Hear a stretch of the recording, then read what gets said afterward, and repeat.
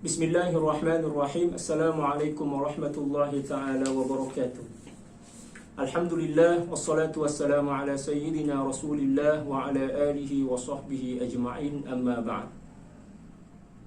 Berjumpa kembali dengan saya Sultan Mujahidin, dan insyaAllah kita akan kembali melanjutkan kajian kita tentang akhlak ulama salaf dari kitab Khulasatu Akhlaqis Salafis Salih yang dikarang oleh Sayyidul Habib Muhammad bin Alawi Al-Idrus radhiyallahu ta'ala an, yang merupakan ringkasan dari kitab Tanbihul Muqtarrin karangan dari Sayyidul Imam Abdul Wahhab Asy-Sya'rani radhiyallahu ta'ala anhu wa anil jami'. Kali ini kita akan membahas tentang akhlak yang ke-10. Qala radhiyallahu ta'ala anhu wa nafa'ana Allahu bi'ulumihi wa 'ulumi syuyukhihi wa syuyukhina wa jami'i awliya'illahi salihin fid dharain, Allahumma amin. Wa min akhlaqihim radhiyallahu ta'ala anhum tamanna al-maut idza khafu 'ala anfusihim al-wuqu'a fi ma yusqitu Allah ta'ala 'alaihim. Dan satu di antara akhlak salafun as-salih, ulama salaf, ialah mendambakan kematian ketika mereka khawatir atau takut akan terjerembab dalam perbuatan yang menyebabkan Allah Subhanahu wa ta'ala murka kepada mereka. Allahu Akbar. Ini merupakan akhlak yang hanya dimiliki oleh orang-orang yang imannya sempurna kepada Allah Subhanahu wa ta'ala. Seseorang apabila imannya telah sempurna kepada Allah Subhanahu wa ta'ala, maka dia lebih sanggup menghadapi kematian dibandingkan melakukan sesuatu yang menyebabkan Allah Subhanahu wa ta'ala murka kepada mereka. Nah, mungkin kita sebagai orang awam berpikir, kok sampai segitunya gitu kan? Maksudnya kayak terlalu ekstrim. Ya menurut kita ya memang ekstrim, tetapi menurut mereka yang telah mencicipi manisnya iman dan kesempurnaan iman, maka bermaksiat atau melakukan sesuatu yang menyebabkan Allah murka itu lebih berat dibandingkan menghadapi kematian. Allahu Akbar. Berbeda halnya dengan orang-orang kafir. Orang kafir senantiasa mendambakan dan mengharapkan umur yang panjang, ya kan? Seperti yang dijelaskan oleh Allah Subhanahu wa ta'ala dalam Al-Quran terkait dengan harapan dan angan-angan panjang yang dimiliki orang-orang Yahudi yang ingin yatamannau dalam Al-Quran itu yang menginginkan umur lebih 1000 tahun, ya, beribu-ribu tahun lah seperti itu, ya. Karena mereka takut, mereka tidak mampu untuk menghadapi hari pembalasan Allah Subhanahu wa ta'ala dan kengerian kematian itu. Namun orang-orang yang telah sempurna imannya kepada Allah Subhanahu wa ta'ala, maka kematian itu adalah solusi terbaik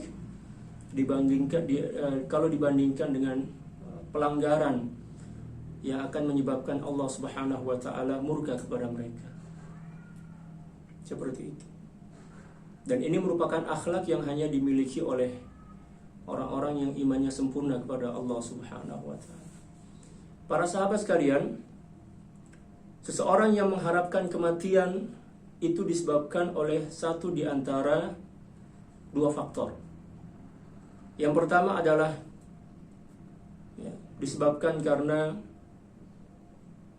tidak mampu menanggung kemurkaan Allah Subhanahu wa ta'ala apabila mereka melakukan pelanggaran syariat, atau mereka tidak mampu untuk melakukan sesuatu yang menyebabkan Allah Subhanahu wa ta'ala murka, sehingga kematian itu merupakan solusi terbaik bagi mereka.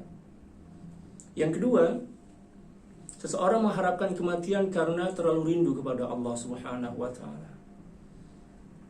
Dan kematian itu merupakan gerbang untuk bertemu dengan Allah Subhanahu wa ta'ala. Al-mautu babul liqa.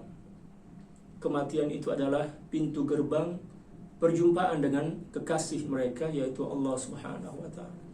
Seseorang yang sedang dimabuk cinta, kasmaran kepada kekasihnya,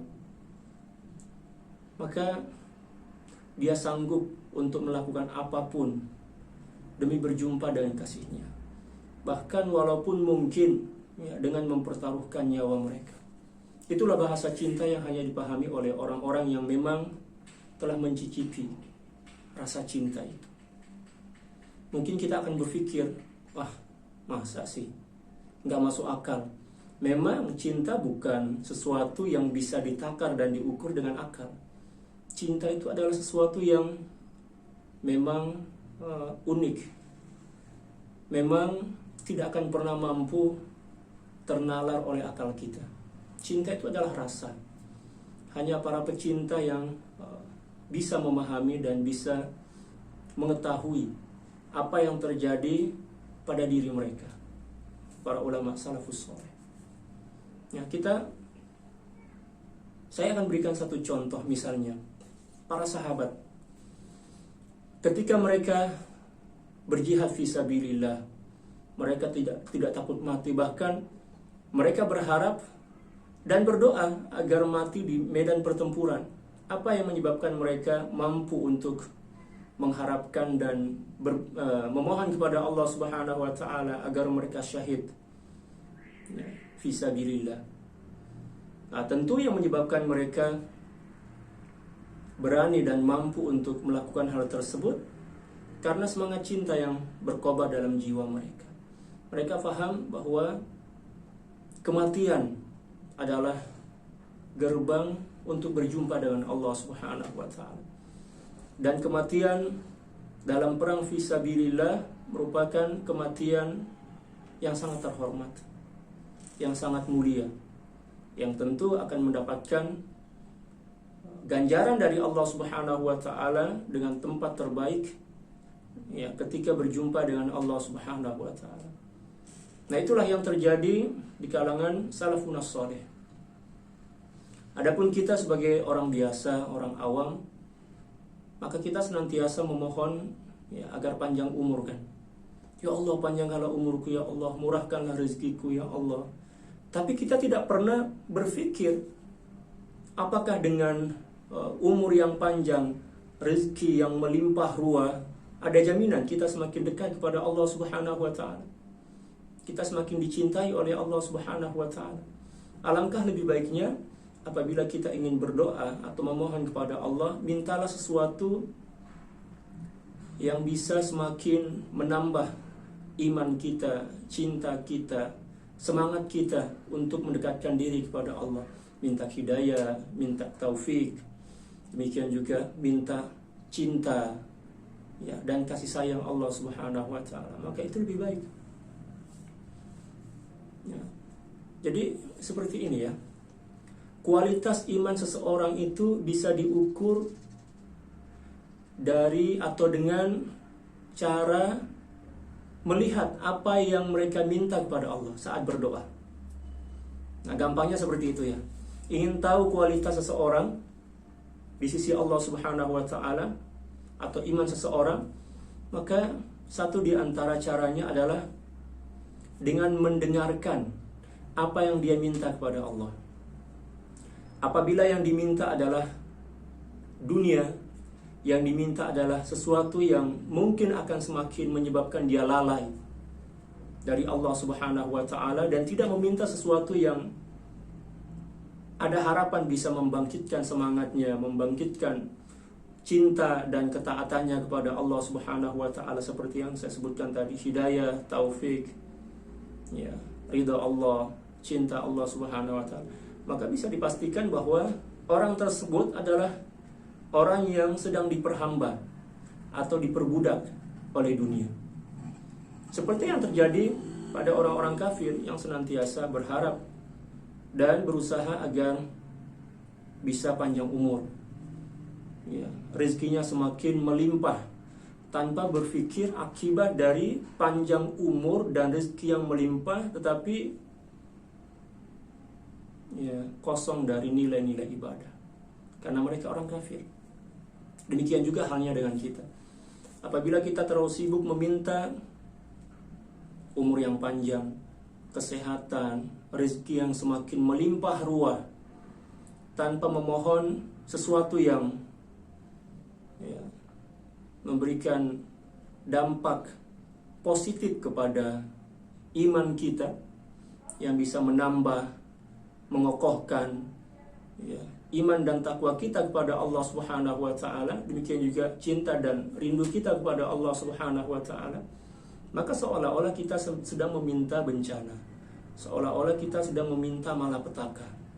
Karena dunia, umur yang panjang, kesehatan apabila tidak dibarengi dengan peningkatan iman dan takwa, amal soleh, cinta dan rindu kepada Allah Subhanahu wa taala, demikian juga ma'rifah kepadanya, maka semuanya akan menjadi bencana dan malapetaka. Oleh karena itu, para sahabat sekalian, marilah kita mencoba untuk mencontohi akhlak para salafun saleh. Kalau kita tak mampu untuk mencontohi seluruhnya, ya minimal kita ya mencontohi sebagian dari akhlak mereka, daripada kita tidak mencontohi sama sekali seperti itu kan. Ya, seperti kaidah fikih yang mengatakan ma la yudraku kulluhu la yutraku kulluhu. Sesuatu yang tidak bisa kita gapai keseluruhannya, ya minimal kita dapatkan sebagian seperti itu. Yang terpenting adalah kita berusaha, mencoba, jangan putus asa, dan tetap berharap pada Allah Subhanahu wa taala, sembari kita memohon kepada Allah Subhanahu wa taala agar Allah Subhanahu wa taala memberikan hidayah dan taufik, kekuatan kepada kita, jalan yang terbaik untuk melakukan perubahan, demikian juga pembenahan pada diri kita, agar kelak kalau seandainya kematian itu telah sampai waktunya, kita telah berada dalam persiapan yang ya cukuplah untuk bertemu dengan Allah Subhanahu wa taala. Para sahabat sekalian, kesimpulan dari akhlak ini adalah bahwa para salafun saleh adalah orang-orang yang hebat.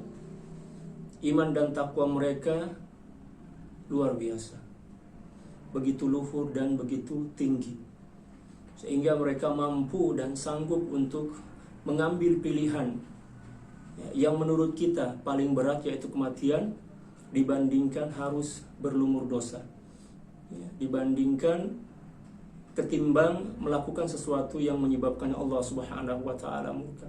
Dan ini hanya terjadi pada diri seseorang yang imannya sempurna dan juga takwa serta ma'rifahnya kepada Allah Subhanahu wa taala telah sampai pada kesempurnaan yang nyata.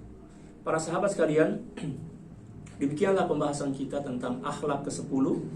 Semoga Allah Subhanahu wa taala senantiasa meridhai kita, dan semoga kita mati dalam keadaan husnul khatimah dan mendapatkan syafaat baginda Rasulullah sallallahu alaihi wasallam, dan senantiasa bersama beliau, demikian juga bersama ahli keluarga kita semua.